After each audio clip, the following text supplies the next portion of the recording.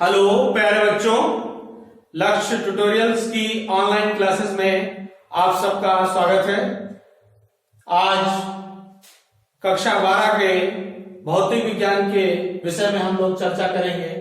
पिछले वीडियो में हमने वैद्युत द्विध्रुव और वैद्युत द्विध्रुव आघूर्ण के बारे में अध्ययन किया था। उस वीडियो का लिंक डिस्क्रिप्शन बॉक्स में है। आप इस वीडियो को बेहतर समझने के लिए पहले वो वीडियो देखें। आज वैद्युत द्विध्रुव के कारण वैद्युत क्षेत्र की तीव्रता के विषय में अध्ययन करना है। इन स्थिति में वैद्युत द्विध्रुव की दो स्थितियां होती हैं, एक अक्षीय स्थिति और दूसरी निरक्षीय स्थिति। अक्षीय स्थिति अगर हम ये मान लें कि ये वैद्युत द्विध्रुव है तो एक काल्पनिक रेखा जो इसके एरिया ऑफ क्रॉस सेक्शन माने अनुप्रस्थ परिच्छेदों के मध्य से होकर लंबवत दोनों ओर गुजरेगी, उसी को हम क्या कहेंगे? अच्छी रेखा या अच्छी स्थिति कहेंगे। इसके विपरीत अच्छी स्थिति से लंबवत रेखा को निरक्षीय स्थिति या अंग्रेजी में इक्वेटोरियल पोजीशन कहते हैं। यहां पर वैद्युत द्विध्रुव दिया गया है। ये वैद्युत द्विध्रुव का ऋणात्मक चार्ज है, ये धनात्मक चार्ज है। दोनों के बीच की दूरी क्या है? 2L है। और वैद्युत द्विध्रुव के केंद्र से R दूरी पर अच्छी स्थिति में वैद्युत क्षेत्र की तीव्रता ज्ञात करनी है। तो सबसे पहले हम ये मान लें कि केवल अगर +Q चार्ज रखा है और यहां पर परीक्षण आवेश रखा जाएगा, तो परीक्षण आवेश के कारण बिंदु P पर +Q आवेश के कारण बिंदु P पर रखे हुए परीक्षण आवेश पर लगने वाला बल बाहर की ओर होगा। यही वैद्युत क्षेत्र की तीव्रता E1 की दिशा को दर्शाएगा। अगर हम केवल ये मान लें कि बाईं ओर -Q आवेश रखा है, तो ऐसी स्थिति में बिंदु P पर लगने वाला बल या वैद्युत क्षेत्र की तीव्रता अंदर की ओर E2 की दिशा में होगी। परिणामी तीव्रता जो होगी E1 - E2 होगी। E1 का चिन्ह हमने लंबा बनाया है, तीर लंबा है, E2 छोटा है। अब इसके बारे में लिखेंगे तब आपको हम बताएंगे। +Q से बिंदु P की दूरी R - L हो जाएगी, L पार्ट कम हो जाएगा, और इधर की दूरी R + L। अब हम लिखेंगे कि वैद्युत द्विध्रुव के +Q आवेश के कारण बिंदु P पर तीव्रता माने वैद्युत क्षेत्र की तीव्रता, वैद्युत क्षेत्र की तीव्रता E1 बराबर 1/4πε0 के Q अपान अब +Q और P के बीच की दूरी क्या है? R - L का होल स्क्वायर। और दिशा इसकी क्या होगी? -Q से +Q की ओर अक्ष पर। इसी तरीके से वैद्युत द्विध्रुव के -Q आवेश के कारण बिंदु P पर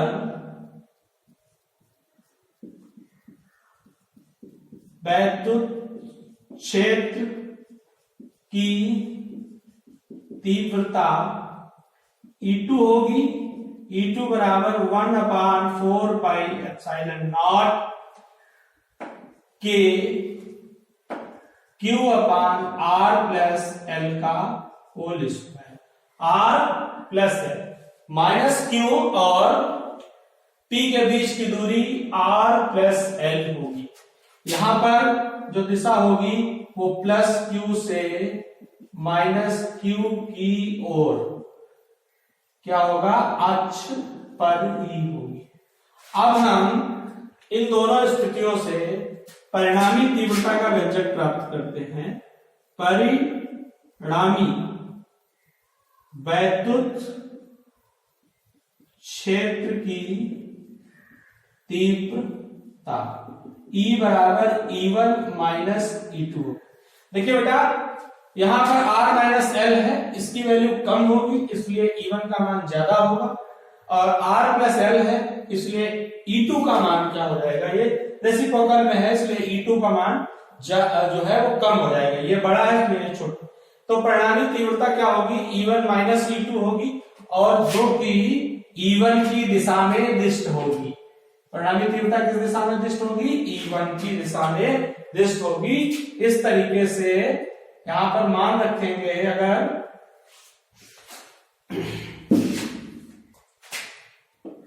one upon 4 pi epsilon not के Q upon r minus l of whole square minus 1 upon 4 pi epsilon not के Q upon r plus l का होल स्क्वायर।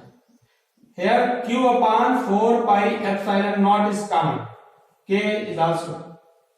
यहां पर 1 upon r minus l of whole square होगा, यहां पर minus 1 upon r plus l of whole square होगा। इसको simplify करेंगे तो यहां बचेगा r minus l of whole square minus r plus l of whole square। इसको सॉल्व करेंगे तो 1 अपान 4 पाई एप्सिलॉन नॉट के, ये आपका इस साइड में आ जाएगा। देखिए पहले a minus B A plus B, this become R square L square of whole square. इस तरीके से इसको सॉल्व करेंगे, ये वाला टर्म इधर जाएगा, ओपन करके राइट करते हैं, R square L square plus 2rl, क्योंकि ये a प्लस बी का होल स्क्वायर से ओपन हो जाएगा। ये वाला इस साइड में जाएगा टर्म a माइनस बी का होल स्क्वायर, इस पे माइनस इफेक्ट करेगा, this become R square minus L square plus 2rl। यहाँ पे फार्मूले में माइनस का आएगा और उस पर माइनस इफेक्ट करेगा तो ये क्या हो जाएगा, प्लस का। This L square is cancel out with this L square, this R square is cancel out with R square.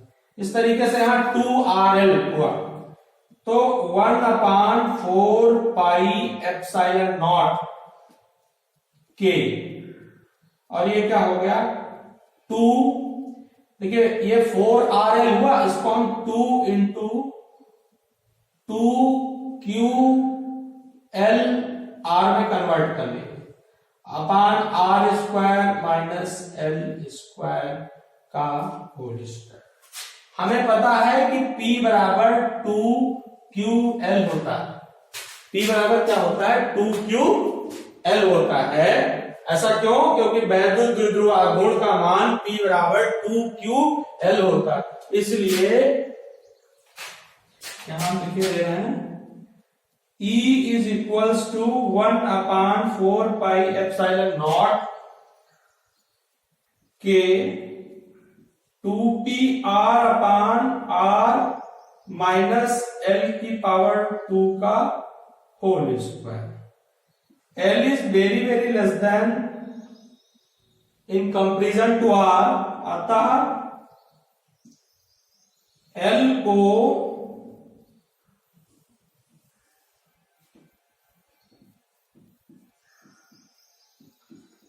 उपेक्षित करने पर, l को उपेक्षित करेंगे तो E बराबर 1 अपान 4 पाई एप्सिलॉन नॉट के 2p by r upon r की पावर, देखिए बेटा यहां पर r स्क्वायर है और हाफ स्क्वायर 4 हो जाएगा, ये r इससे कैंसिल आउट हो जाएगा। इस तरीके से E is equals to 1 upon 4 pi epsilon not के 2p अपान r क्यूब आ जाएगा। ये वैद्युत क्षेत्र की तीव्रता का व्यंजक है। कब, अच्छी स्थिति में और इसकी दिशा क्या होती है, माइनस क्यू से प्लस क्यू की ओर। अगला जो टॉपिक है वो निरक्षीय स्थिति का है। यहां पर चित्र बना हुआ है, ये माइनस क्यू चार्ज है, ये प्लस क्यू है, दोनों के बीच की दूरी 2L है। हम ये मान लें कि प्लस क्यू चार्ज अगर केवल रखा है तो बिंदु P पर परीक्षण आवेश रखने पर आवेश प्रतिकर्षित होगा और दिशा E1 की होगी। ठीक इसी प्रकार अगर माइनस क्यू चार्ज बिंदु B पर रखा है, सॉरी बिंदु A पर, इसको A मान ले, इसको B और इसको O मान ले, तो ऐसी स्थिति में बिंदु P पर रखे हुए चार्ज में चार्ज A की ओर आकर्षित होगा E2 की दिशा में। तो पाइथागोरस थ्योरम से समकोण त्रिभुज में जो ये भुजाएं AP और BP हैं, इनका मान under root R square plus L square होगा, इधर भी। और जो परिणामी तीव्रता है, यहां अगर हम थीटा बराबर ये मान ले, ये कोण थीटा है, तो पाइथागोरस थ्योरम के अनुरूप ही ये कोण भी थीटा हो जाएगा, क्योंकि ये दोनों त्रिभुजों की भुजाएं जो है वो समान है, और ये कोण थीटा, इसलिए ये कोण थीटा होगा, ये एकांतर कोण होगा, इसलिए ये भी थीटा हो जाएगा। E1 का इस दिशा में घटक E1 cos थीटा होगा, और E2 का भी उसी दिशा में घटक क्या होगा, E2 cos थीटा होगा। और इन दोनों के जो लंबवत घटक होंगे वो चूंकि परिमाण में बराबर होते हैं और एक दूसरे को निरस्त करते हैं, इसलिए उनको हम क्या करते हैं, कंसीडर नहीं करते, उनको हम गणना नहीं करते हैं। तो हम लिखेंगे कि प्लस क्यू आवेश के कारण बिंदु P पर वैद्युत क्षेत्र की तीव्रता E1 बराबर 1/4 pi epsilon naught K Q upon distance between them, उनके बीच की दूरी क्या होगी, under root R square L square का होल स्क्वायर बराबर, इसको सॉल्व करके लिख देंगे 1/4 pi epsilon naught K Q upon R square L square plus L square. यहां लिख देते हैं वैद्युत द्विध्रुव के प्लस क्यू आवेश के कारण। अब लिखते हैं इसी प्रकार माइनस क्यू आवेश के कारण बिंदु P पर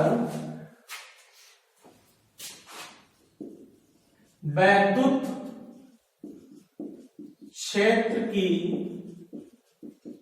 तीव्रता, वैद्युत क्षेत्र की तीव्रता E2 बराबर 1/4 pi epsilon naught K Q upon same factor होगा R square plus L square of root, ये हो जाएगा 1/4 pi epsilon naught K Q upon R square L square का L स्क्वायर ऐड करके। अब यहां पर बेटा समकोण त्रिभुज में अगर हम cos थीटा का मान निकालें, cos थीटा बराबर क्या हो जाएगा, परपेंडिकुलर सॉरी बेस अपान आधार बटा कर्ण, तो L अपान मान क्या आ जाएगा, under root R square plus L square. अब परिणामी क्षेत्र तीव्रता का व्यंजक लिखते हैं, तो परिणामी वैद्युत क्षेत्र की तीव्रता,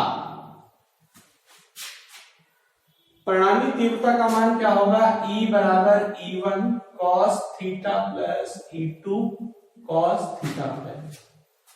अब मान रखेंगे E बराबर 1/4 pi epsilon naught K Q upon R square plus L square into cos theta का मान L बटा R square plus L square plus 1/4πε0 के Q upon are square plus L square into cos theta का फिर मान रखा जाएगा L into R square plus L square, ये मान रख दिया। ये दोनों मान क्या है, आपस में बराबर आते हैं, तो इनको हम कैसे लिख लेते हैं, E बराबर 1/4πε0 के, देखिए इन टर्म्स को ट्वाइस में लिख देंगे, 2QL लिख देंगे, into R square plus L square under root R square plus L square. आप जानते हैं x under root X is equals to x की पावर 1/2, गुणे में घातें जुड़ जाती हैं, 3/2 होता है। तो अगले स्टेप में आप इसको 1/4πε0 के 2QL upon are square L square की पावर 3/2 लिख सकते। आप जानते हैं कि वैद्युत द्विध्रुव आघूर्ण P बराबर 2QL होता है। वैद्युत द्विध्रुव आघूर्ण का मान क्या होता है, 2QL होता है। अतः वैद्युत क्षेत्र की तीव्रता 1/4πε0 के P upon are square plus L square की होल पावर 3/2, और L बहुत बहुत सूक्ष्म है R की तुलना में, अतः L स्क्वायर को उपेक्षित करने पर, L स्क्वायर को उपेक्षित कर देंगे तो हमारा टर्म आ जाएगा 1/4πε0 के P अपान आर स्क्वायर की whole power 3/2। This is cancel out each other, एक दूसरे में कैंसिल हो जाएंगे। 1/4πε0 के P अपान आर क्यूब। ये वैद्युत क्षेत्र की निरक्षीय स्थिति में वैद्युत द्विध्रुव के कारण तीव्रता का व्यंजक आया। पहले डेरिवेशन में जो दिशा होती है परिणामी, वो -q से +q की ओर अक्ष पर होती है, और इसमें जो दिशा होती है वो +q से -q की ओर अक्ष के समांतर होती है, अक्ष के समांतर होती है। ये वीडियो सेशन आपको कैसा लगा कमेंट बॉक्स में जरूर बताएं। हमारे YouTube चैनल लक्ष्य ट्यूटोरियल्स को सब्सक्राइब करें। धन्यवाद।